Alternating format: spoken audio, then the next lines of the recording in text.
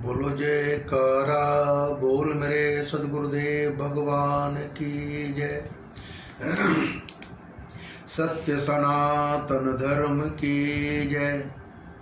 श्री पवन सुत हनुमान की जय। आज का प्रसंग परम भागवत कथामृत से है। भगवान शंकर से एक बार कुबेर भंडारी जी पूछते हैं, आपकी क्या सेवा करूं? शिव जी कहते हैं, जो दूसरों के पास से सेवा मांगता है और लेता है वह वैष्णव नहीं, दूसरों की सेवा करता है वही वैष्णव है। मेरी तरह नारायण नारायण करो। माता जी ने पार्वती कुबेर से कहा, माता पार्वती जी ने कुबेर से कहा कि मेरे लिए सुवर्ण महल बनवा दो। कुबेर ने सुवर्ण महल बनवा दिया। वास्तु पूजा के लिए बिना तो महल में प्रवेश नहीं किया जा सकता। वास्तु पूजा के लिए रावण महाराज को बुलाया गया। रावण ने वास्तु पूजा कराई। शिव जी ने रावण से कहा, जो मांगना है वह मांग लो। रावण कहता है, वह अपना महल ही मुझे दे दो। पार्वती कहने लगी, मैं जानती थी ये लोग कुछ रहने नहीं देंगे। मांगने वाले को नहीं देना मरण के समान है। और शिव जी ने सुवर्ण महल रावण को दे दिया। रावण जैसा कोई मूर्ख नहीं हुआ है।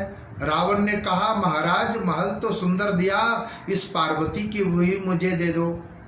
शिव जी ने कहा, तुमको जरूरत हो तो ले जाओ। जगत में ऐसा दानवीर कोई नहीं हुआ। रावण माता को भी कंध पर बिठा कर ले जा रहा है। पार्वती ने श्री कृष्ण का स्मरण किया। श्री कृष्ण ग्वाल बनकर आए मार्ग में। उन्होंने रावण से पूछा कि तुम किसे ले जा रहे हो? रावण बोला, शंकर भगवान ने मुझे पार्वती भी दे दी है।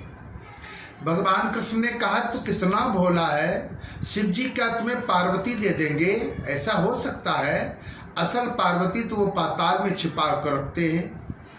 यह तो तुमको पार्वती दासी दे दी है। पार्वती की दासी देकर तुमको बहला दिया।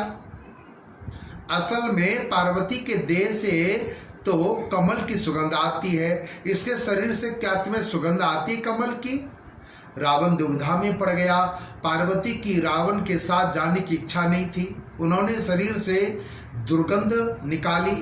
रावण ने उसी जगह पार्वती को छोड़ दिया। रावण चला गया। बाद में प्रभु ने उसी जगह माता की स्थापना कर दी। वही द्वैपायनी देवी है। दक्ष बोला, शिव स्वैचारी तथा गुणहीन है। प्रकृति के कोई भी गुण शिव जी में नहीं है। अतः वे निर्गुण ब्रह्म विधि निषेधातीत परमात्मा है। शास्त्र की प्रवृत्ति विधि निषेध की प्रवृत्ति अज्ञानी जीव के लिए है, शिव जी के लिए नहीं है। दक्ष प्रजापति ने कहा, आज से किसी भी यज्ञ में दूसरे देवों के साथ शिव की आहुति नहीं दी जाएगी। श्रीधर स्वामी ने अर्थ किया है कि सब देवताओं के साथ नहीं, शिव जी सभी देवताओं से श्रेष्ठ है, अतः महादेव हैं।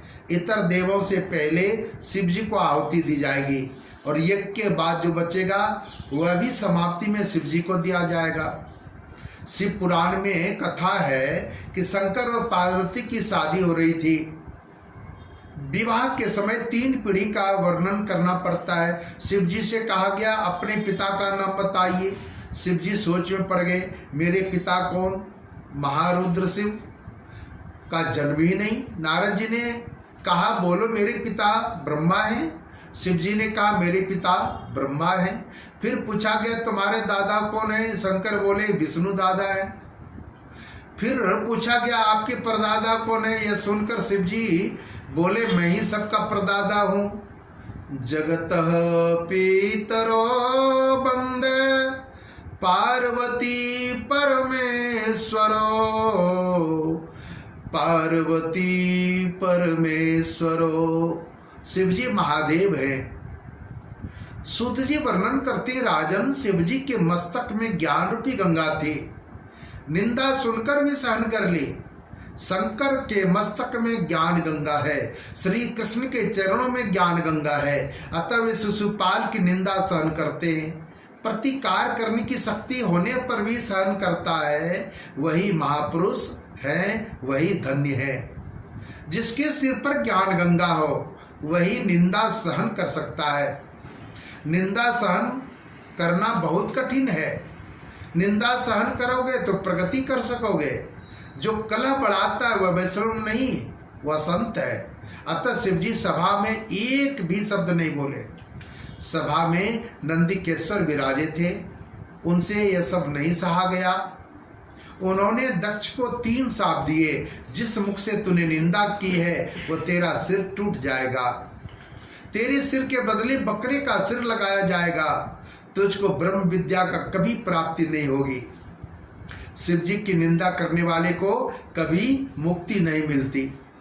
शिव तत्व को छोड़ने वाली बुद्धि को संसार में भटकना पड़ता है, उसे दुख होता है और कभी शांति नहीं मिलती। शिव निंदा करने वाला काम का विनाश नहीं कर सकता।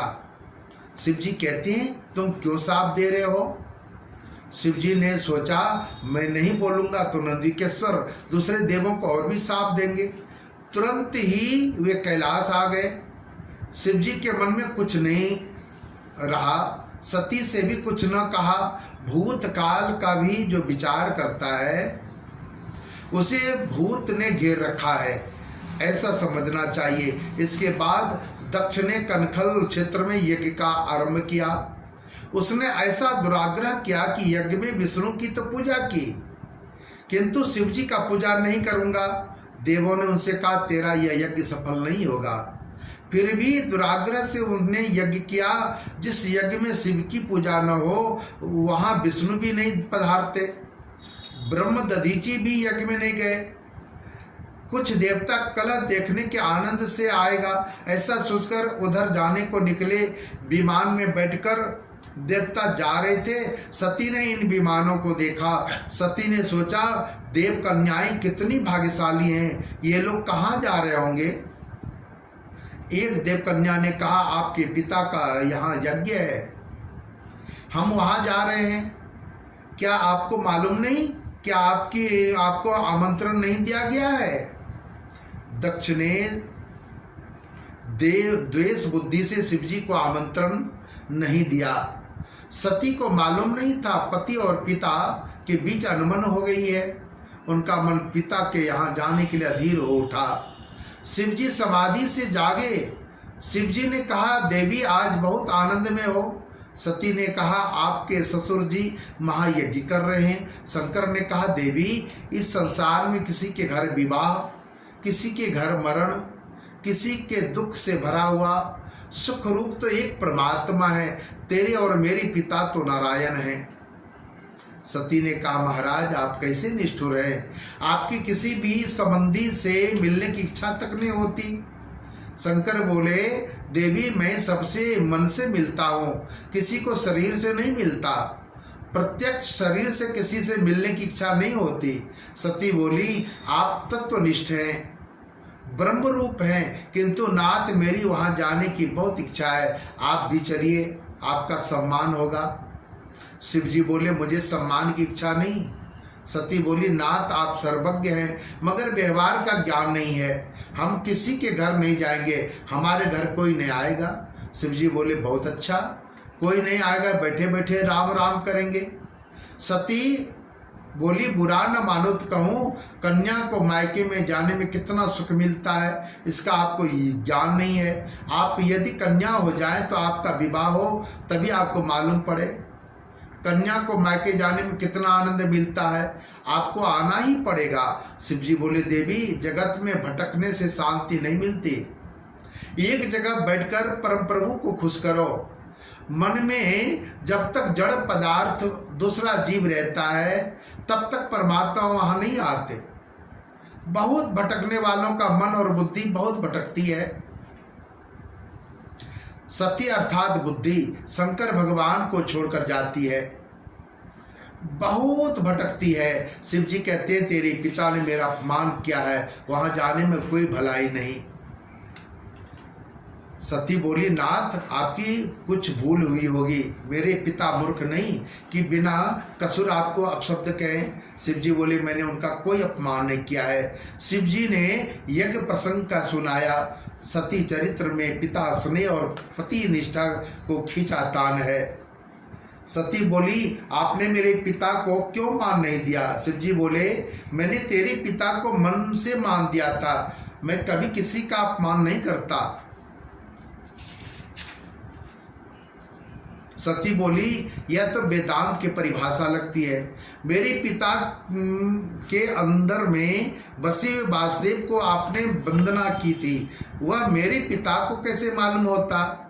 आप यह बात सब भूल जाएं। शिव जी बोले, देवी मैं भूल गया हूँ, मगर तेरे पिता अब तक नहीं भूले हैं। शिव जी ने सती को बहुत समझाया, जहाँ मुझे मान नहीं मिलता वहाँ जाने से तेरा अपमान होगा।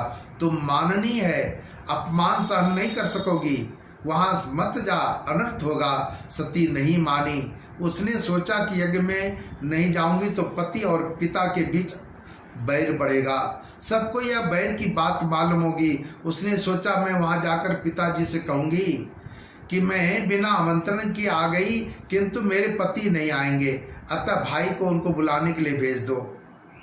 पिता और पति के बीच बैर उत्पन्न हो गया है, उसे शांत करूँगी। आज पति की आज्ञा के विरुद्ध पिता के घर जाऊंगी। सती ने घर छोड़ा। जिस दिन से झगड़ा हुआ उस दिन से छोड़ना नहीं चाहिए। जिस दिन घर में झगड़ा हुआ उस दिन घर नहीं छोड़ना चाहिए। जो घर छोड़ता है वह बाहर सुखी नहीं रहता।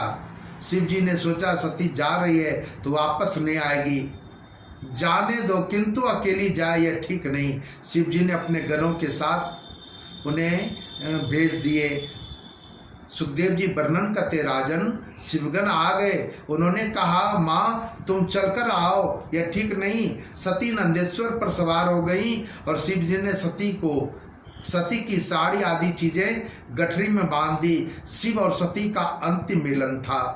शिव जी ने सोचा, सती की कोई चीज जहाँ रहेगी तो मेरे कृष्ण भजन में विक्षेप करेगी। मन में विकार उत्पन्न हो ऐसा कोई चित्र नहीं रखना चाहिए। वह चित्र मन में आएगा तो कृष्ण भजन में विक्षेप करेगा, विघ्न डालेगा। सती ने कहा, इन सब चीज़ों का क्या जरूरत? शिव जी ने कहा, देवी तुमको जरूरत पड़ेगी, अब साथ ले जाओ। बोलो जयकारा बोल मेरे सदगुरुदेव भगवान की जय।